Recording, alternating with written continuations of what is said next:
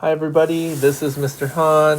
Here are our notes on how to graph a line and parabola.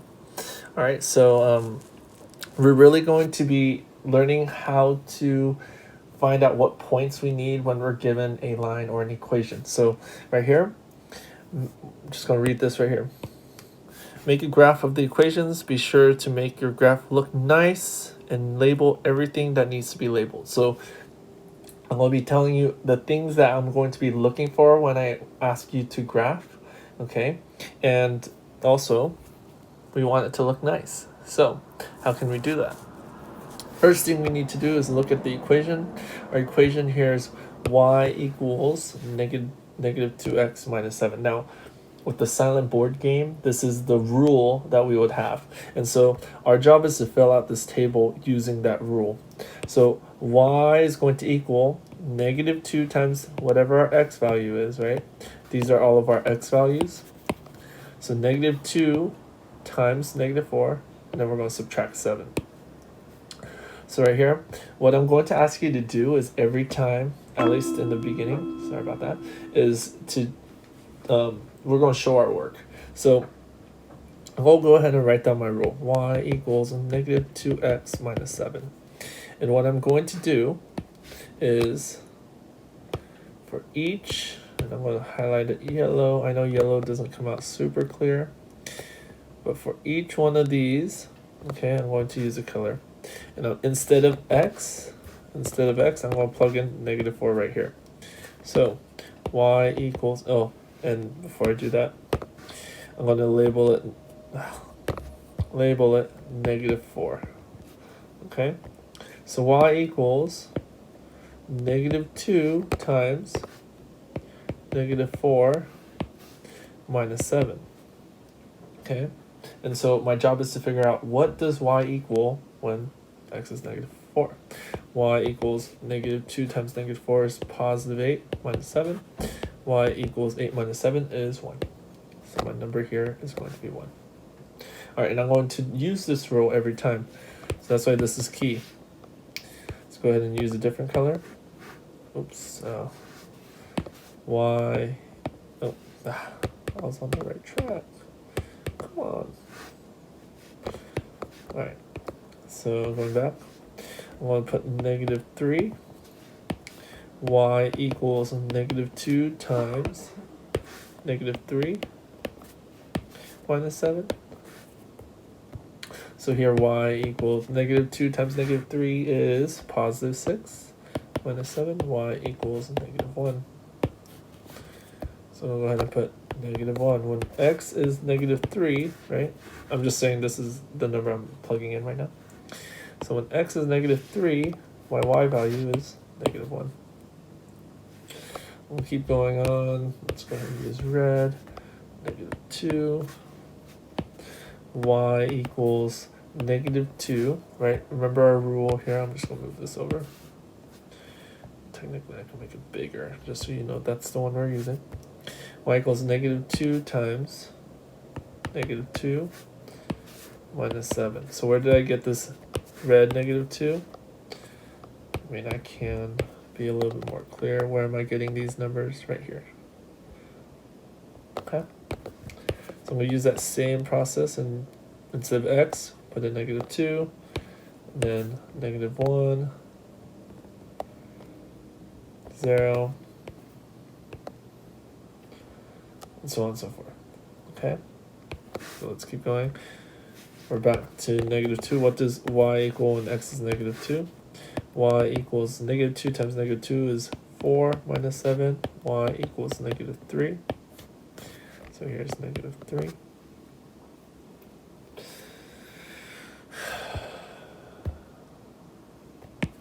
Negative 1.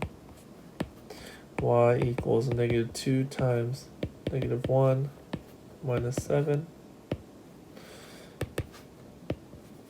Negative 2 times negative 1 is positive 1 minus 7. Y equals negative 6. Did I mess up there?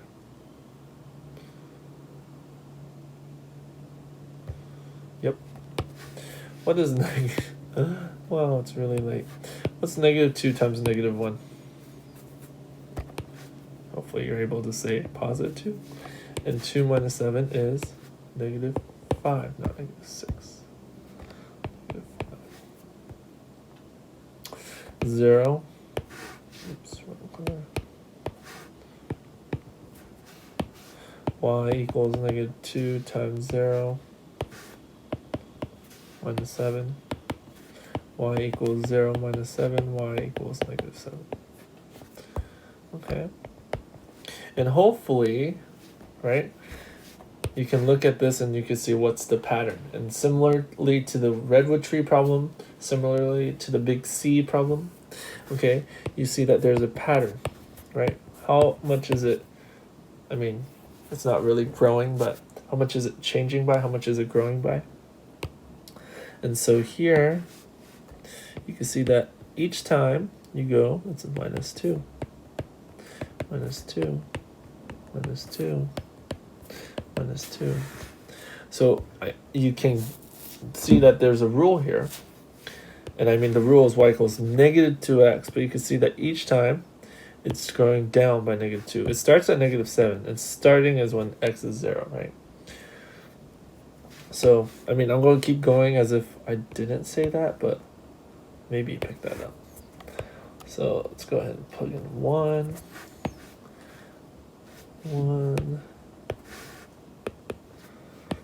Y equals negative 2 times 1 minus 7. Negative 2 times 1 is negative 2, so y equals negative 2 minus 7. Y equals negative 2 minus 7 is negative 9. Okay, so here's negative 9. The last one. Let's keep going with that pattern. I'll plug in 2. Y equals, oh, 2, negative 2 times 2 minus 7. Y equals negative 4 minus 7. Y equals negative 11. And so hopefully you're able to see, I'm going to erase this because it's just in the way. Right? You're able to see that there's a pattern. When we move over 1, it's going to be minus 2. Alright? So similarly, like I said, to the redwood tree problem, even though that one was growing, right? It was getting bigger, the tree was getting bigger. This one you can see that the pattern is decreasing by 2. Okay. So now, how do I graph this? So to graph this, I'll go ahead and take each point and plug it in. Now here, I want you to notice that there are some things that are not labeled. In the directions, it says make sure that your graph looks nice and label everything that needs to be labeled. So right now I'm going to tell you the things I want you to label. Okay, let's go ahead and take a look down here. So the things I want you to label are your x and y axis. Okay, and they need to be scaled with numbers in equal intervals. So first of all, you need to know what your x and y axis is. Now, can you guys remember 손들어, right? That story I told you guys about going to Vegas and my parents would say 손들어, right? And so what does 손들어 represent? 손들어 represents your hands go up, right? And that's going to represent your y axis. So I want you to go ahead and label your x and y axis. Here's our y, here's our x. Okay, so we need to make sure we label our x and y axis, check. And we need to scale with numbers. So what scaling means is we're going to take our graph and see how there's no numbers marked right here. Like, we don't know what each line represents. So our job is to scale it. So I'm going to go ahead and do that. We'll make each line worth 1. Now, notice that I'm going to draw a number on the dotted line. It is not in between, okay? It's literally this line right here is going to be 1. This next line right here is going to be 2. This next line right here is going to be 3. And so when it says to scale number with numbers in equal intervals, that means that when I graph this, it can't jump from 2, 5, 12. Like, it can't be random numbers, okay? If you start each line as 1, then it has to go 1, 2, 3. If you go 2, 4, 6, 8, you can do that, right? It needs to be scaled, right, in equal intervals. So 3, 4, 5, 6, 7. And so I need to scale the negative side, -1, -2, -3, -4, -5, -6, -7. Okay.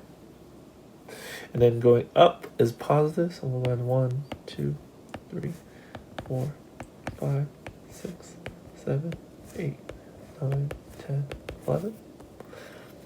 -1, -2, -3, -4, -5, -6, -7, -8, -9, -10, -11.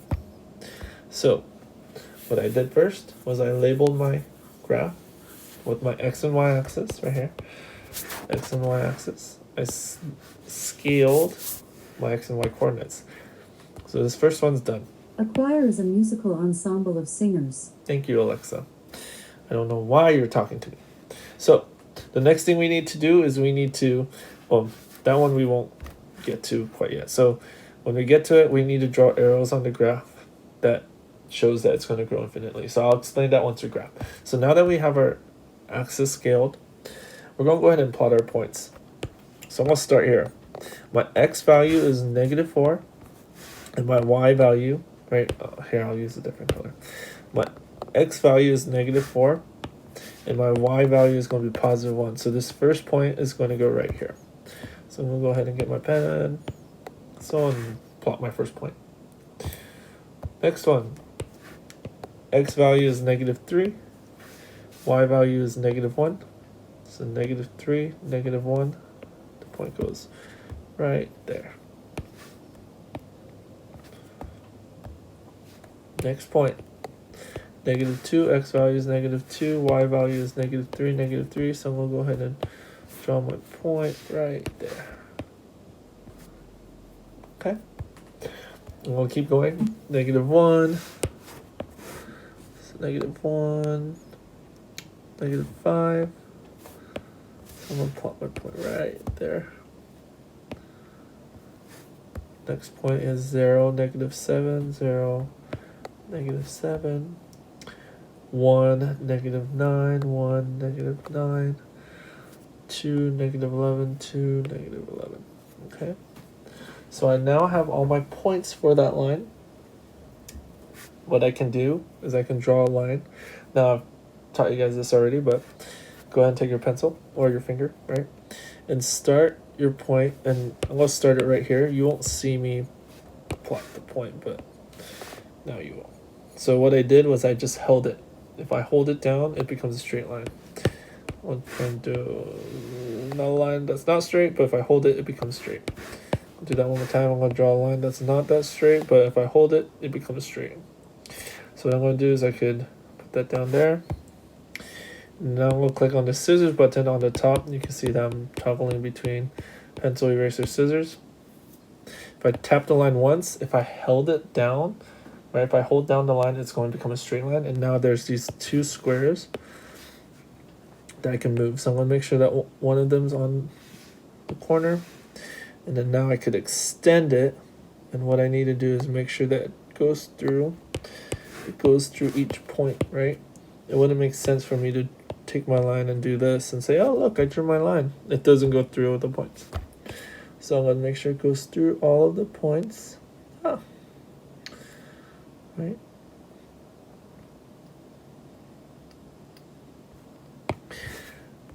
And extend it. So that's what it means here. Arrows on the graph to show, and lines extended to the edge of the graph. So what I did so far is I extended it to the edge of the graph. What I need to do is draw arrows, because really this line doesn't stop here, right?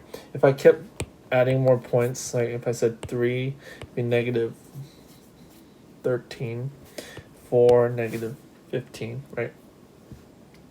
So this line doesn't really stop. So the arrows are important to indicate, to show that the lines extend infinitely, okay? The next thing we're going to talk about is the y-axis. So the y-axis, if I can tell you in a short way, think of, oh, sorry, not y-axis, y-intercept. I want you to think of the word intercept. Now, not everyone here likes sports, but in football, interceptions happen when somebody crosses, right, and would steal the ball, right? So cross the path of the ball. I want you to think of the y-intercept to be crossing the y-axis. So the point where the graph crosses the y-axis. Now, this is where I make it a huge point, right? I tell you that long story about me going to Vegas and tell you the whole entire Sonduro thing, right? And I make a huge point about that because from now on, you're really going to need to know what the y-intercept is, and so that is going to be where does the, I mean, yeah, Sonduro, right? It shows you the y-axis. Where does the line cross the y-axis? So that's going to be called our y-intercept. So we'll go ahead and take a look, right? I wish I could just zoom in on this right side, but it zooms in weirdly. So I'm looking at the y-axis. Where does the line, right, cross the y-axis? So the line crosses the y-axis right here. So that point right there is called our y-intercept. So let's go ahead and label that. Okay, I'm going to label that. So 0, -7. Okay, and that right there is our y-intercept. So I'm going to label it y-intercept. Okay, we're going to be referring to this a lot. And even here, what are the coordinates of the xy of the y-intercept? Where the graph crosses the y-axis. The point is at 0, right? X is 0. Y-axis, y is -7. 0, -7. Okay?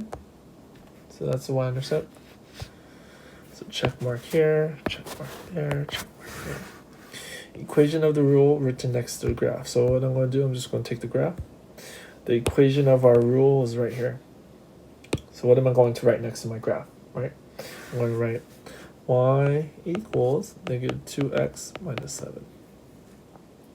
And so this graph has, this whole entire thing has a x and y axis. It's scaled. Okay, I drew my arrows and I extended it all the way to the edge. I wrote my y-intercept and I wrote my equation. On your test, I'm going to be asking you, technically, for all of these things. So make sure you know the checklist for a complete graph is right here. Okay. This last one. Mr. Takaya tried. So if you're with my math 8, I'm going to have you skip B. So here we go. Mr. Takaya, sorry, let me just check. Mr. Takaya tried to make a table for our line, and he thinks he has the right values, but he has asked his wonderful students and Mr. Galindo's students and my students to check his work. Here's what he has so far. Y equals -3x minus 8. Our job is to graph the points and determine where the mistake is. Please show and explain to Mr. Takaya what mistake he probably made with his math. So what we're going to do is we're just going to take every point and we're going to plot it. So let's just do that. Oh, before we do that, what do we need to do? What are we missing? I'm going to give you a couple hints. Right? We need to label, right, our x and y axis. Please don't ever forget your y axis. You need to know that. And then we need to scale this. So let's go ahead and scale it. 1, 2, 3, 4, 5, 6, 7. -1, -2, -3, -4, -5, -6, -7. 1, 2, 3, 4, 5, 6, 7, 8, 9, 10, 11. -1, -2, -3, -4, -5, -6, -7, -8, -9, -10, -11. Alright, let's plot these points. -1, -5, -1 on the x, -5 on the y. It's right there. -3, 1, -3, 1. 1, negative 11. 1.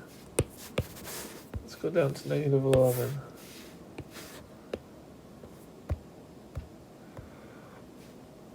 0, negative 8. 0, negative 8. That's our y-intercept. Negative 2, 2, negative 2, 2.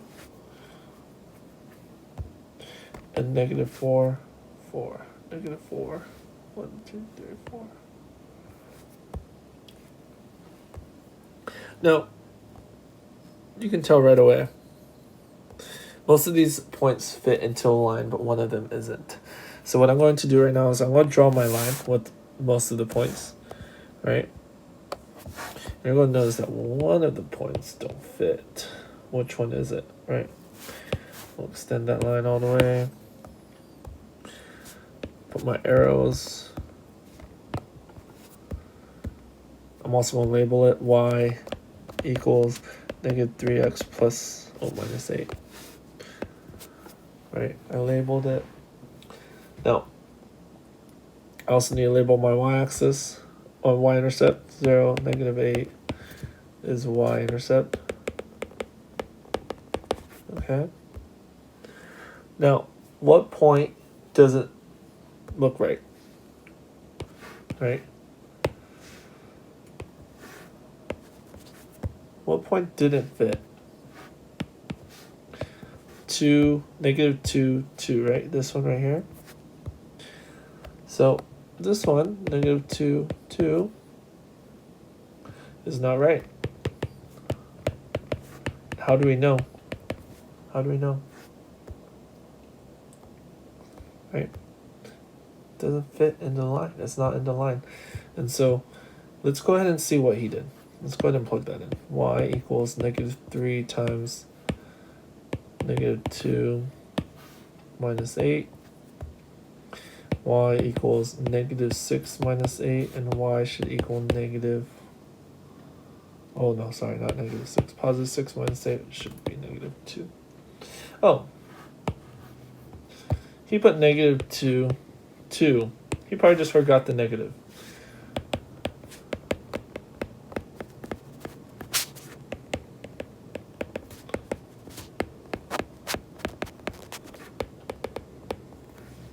He probably just forgot the negative sign. That's what the mistake was. So it should be negative 2, negative 2. Okay. So these are the notes. This one's just a mistake, and you will make mistakes. That's how you learn. This is a mistake that Mr. Takai made, and we could see that it doesn't fit in the graph. Okay, make sure you draw your arrows, label your y-intercept, scale, and write your x and y axis. Okay.